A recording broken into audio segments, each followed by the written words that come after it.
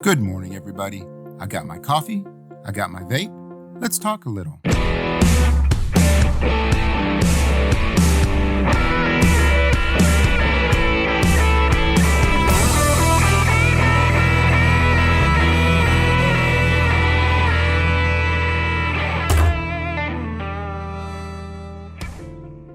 Today, I'd like to talk about a life-changing decision that came to me while I was on my way back from vacation.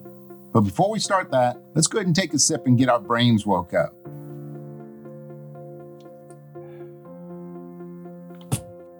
I've decided to start playing bass again. That's pretty profound if you know me, and if you don't, let me give you a little bit of background.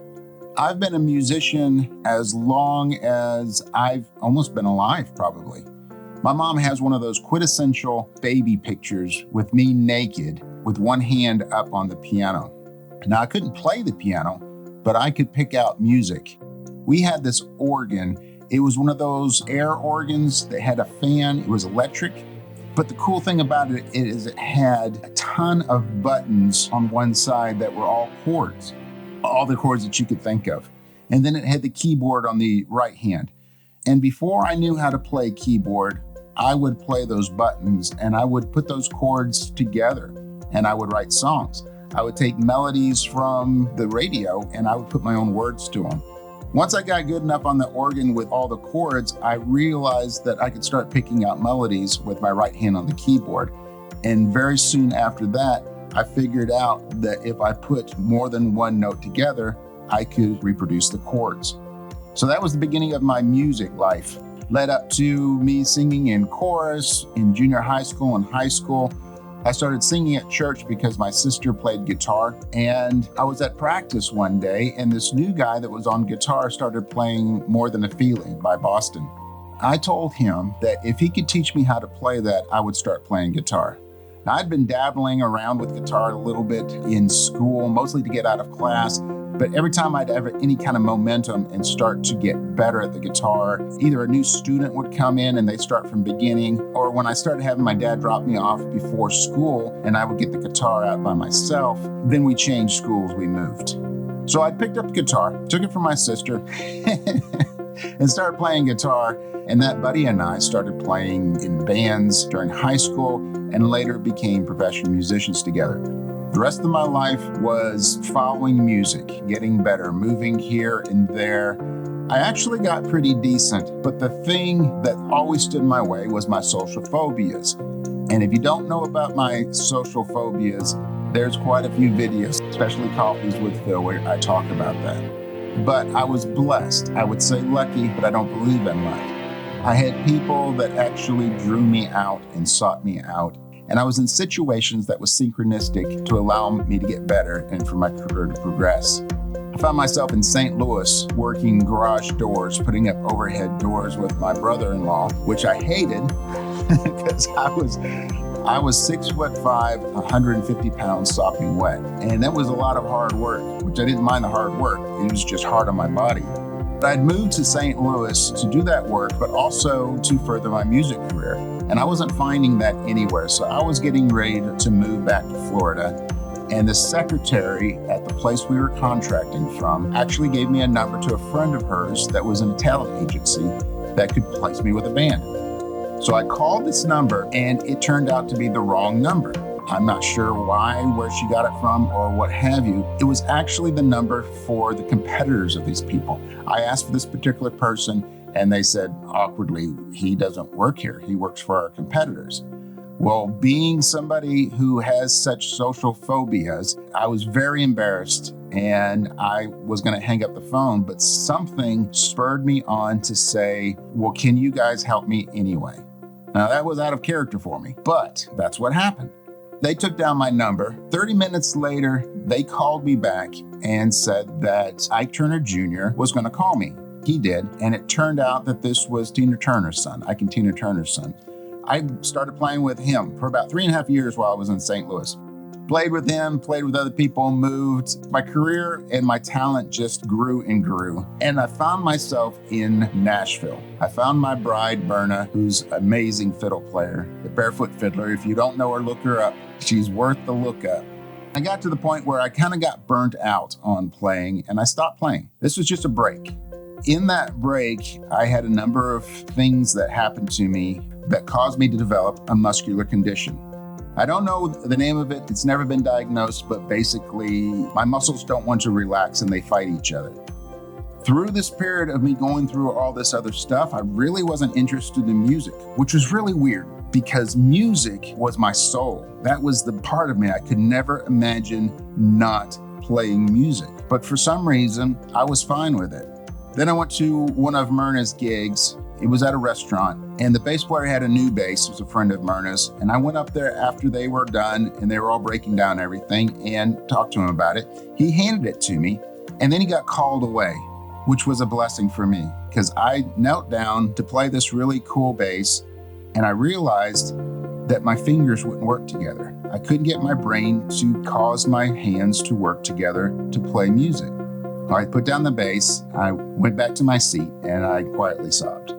That was heartbreaking, but I accepted it. I didn't figure I'd ever play bass again. Well, moving forward a few years, my condition has gotten a lot better through stretching and through working with it, and I realized that I can play again. Now, I have to start from scratch. My hands don't do what I want them to do.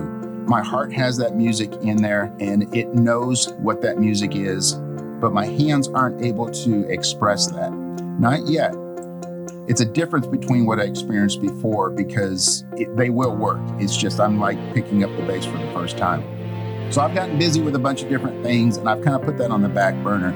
But we were driving home from Colorado on vacation just the other day, and I heard a friend of mine that I recorded with when I was first in Nashville.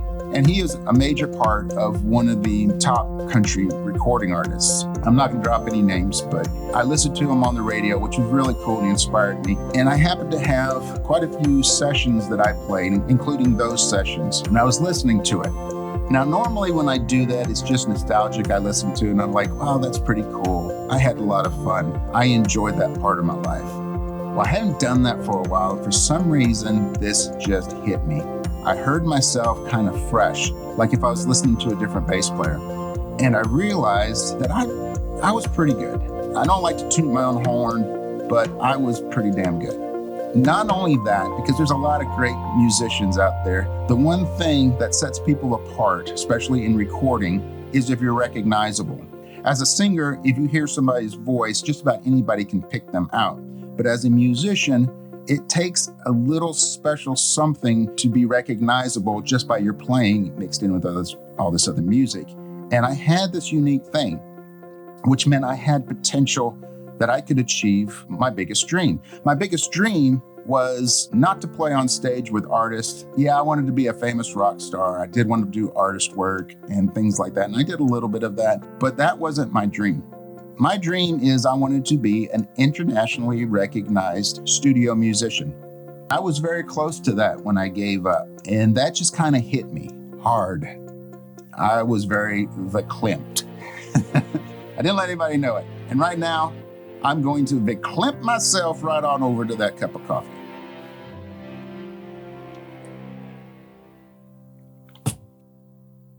I'm a faith-filled person. I believe in God. I believe in prayer. And I prayed.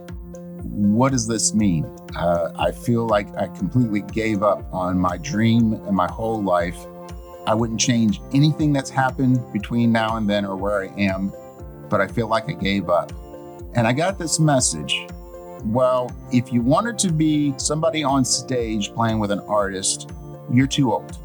They want younger people. There's a lot of younger people that are coming up that are hungry, that have the stamina to get out there. And realistically, a lot of the artists, most of them, they want somebody who's young. So you're too old for that. But you're not too old to sit behind a recording console in a studio and play. You can still achieve your dream. Matter of fact, the one thing that you can do that's going to allow you to achieve your dream better that you couldn't before is you can be confident. I had no confidence. When I moved to Nashville, nobody knew me. They'd never heard me before. And when people would ask me if I was any good, I would kind of stammer. So they saw that I didn't have any confidence and they figured he must not be very good. So it was very difficult for me to get out there. But the biggest thing that stood in my way was my social phobias. I tell people that I am probably the most almost famous person that you'll ever meet. Because I had so many opportunities that people bent over backwards to give me, and I was too afraid to actually do them. Well, I'm not afraid anymore. I've overcome those social phobias. If you want to know more about that story, I'll put the link to the Coffee with Phil where I talk about that. So now I have confidence, I have social skills, I love getting out there and networking with people. So now is the time for me to do that. Okay, well, here is the problem. Here is the bump in the road. I don't own a bass. I don't own a bass amp. I've sold my bass many, many years ago, and this was an amazing bass. It had a lot to do with my sound. It was a very not unique instrument, but it was an uncommon instrument. It wasn't one that everybody had because of the price. It wasn't very popular, even though it was an amazing, amazing instrument. So I got on eBay and I started looking how much would it cost me to get one of those. Well, the most inexpensive one was just shy of $3,000. And then I found underneath that one, for $2,500, my dream bass, which was made by the same manufacturer. It was the same bass, except the one I had 5 strings. This one was 6 strings. It's a Ken Smith, had soap bar pickups, which in my opinion are the best bass pickups that have ever been created. It was neck through body. It's fretless, which I've always wanted to learn fretless. This is my dream bass, and it's actually quite a few $100s cheaper than the bass I had, but they're kind of both out of my ballpark right now. Well, I've got a little tickle. Let's take another sip.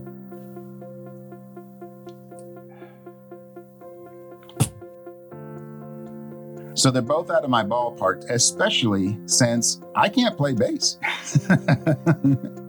I don't have a bass to practice on. I do have a couple of really good friends that have been trying to get me to borrow their bass for a long time so that I could start playing. I did that. I've borrowed the bass and I've started practicing. I'm trusting God for that bass. And if that bass is the one that He wants me to have, then I will have it. Did I mention that that bass normally sells used for $4,000 to $6,000? If nothing else, that is a BHAG, a big, hairy, audacious goal that I can focus on to push me forward. Now let's get back to practicing. It's very difficult. It hurts. My muscles don't want to do it. It's frustrating because this thing that I used to do so smoothly without even thinking, as easy as I breathe, now I have to work at, and I can't do even close to what I want to do. Matter of fact, I am using practice techniques that I used to teach beginners, but that's okay because I'm going to do it.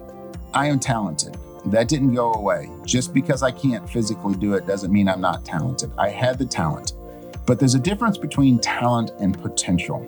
This is the point that I wanted to make in this. Talent is what you have. It is a sum of your ability to do something.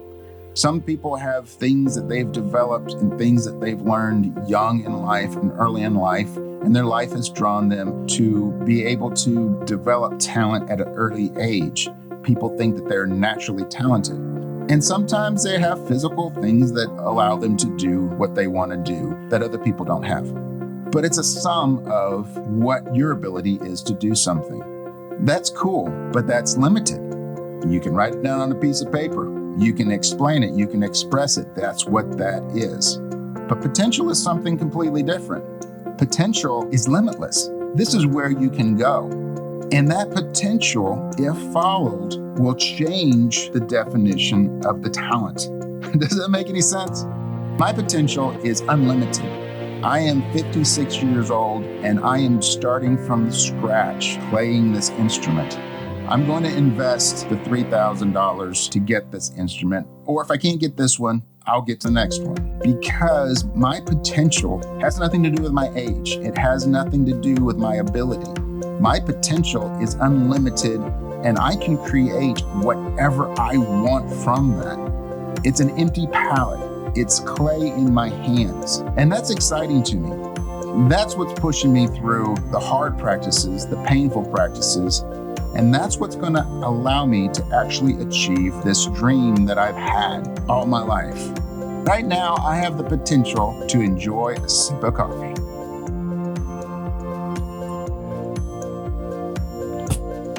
So I hope I didn't ramble too much with this one.